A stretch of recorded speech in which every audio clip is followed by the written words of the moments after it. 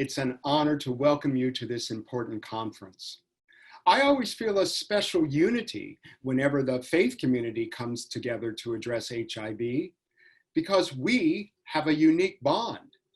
Whether our ministries are as clergy or as lay, whether our ministries are in paid or volunteer service, and whether we come to faith institutions for solace and support or to offer or receive them, or both, and whether we are HIV positive or HIV negative, we have a common belief and a common understanding. We have a common belief that God exists, and we have a common understanding that God is speaking to the world through the HIV epidemic, that God's love for us is unending, and we understand what God expects of us. And so this virtual event is different because we're different. As people of faith, we have a unique role and a calling and a unique purpose.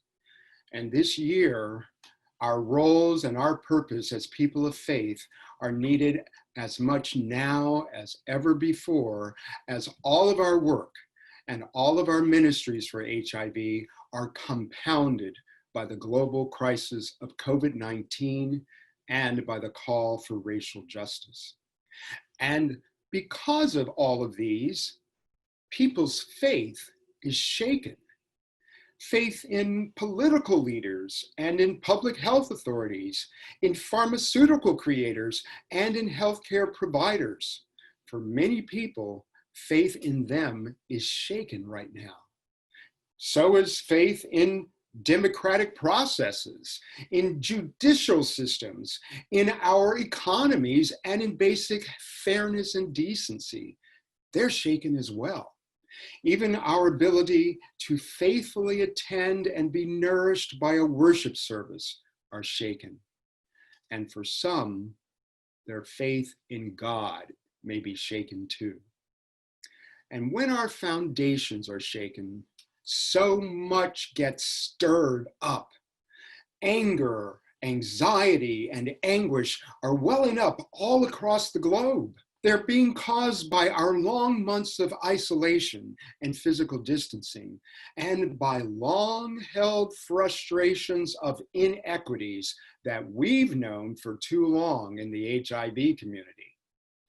You know, as a person living with HIV, and as a person who has lived through the HIV epidemic since it began, I have to say that these constant reminders of masks and gloves and isolation, of fearing a positive test result, of the stigma of a diagnosis or of being near or with someone with the virus. And yes, the god-awful fear of dying isolated and alone. Those have shaken me and stirred up memories that are painful and frightening. And as a Black man who has lived not only through the civil rights movement, but through job interviews and admissions exams, and who has survived being a Black man while driving and shopping and jogging and just walking in Central Park, for me, the images of Black men shot and killed and disparaged and arrested while doing these very normal things is sometimes just too much to bear. And so are the statistics year after year that Black men and women across the global diaspora bear the disproportionate brunt of HIV for now almost 2 generations. How do we get through another year as the HIV epidemic? How does the HIV community get through this year that is like no other? And how do we face together the uncertainties of the year ahead? Well, I know that when my faith is shaken, that's when I need my faith community the most. It was true when my late partner was dying of AIDS. It was true when I revealed my diagnosis. And it's true with the news of another murder of a Black man or transgendered woman, or when the jailing of a sex worker or another overdose death occurs. And so many of those victims have names we will never know.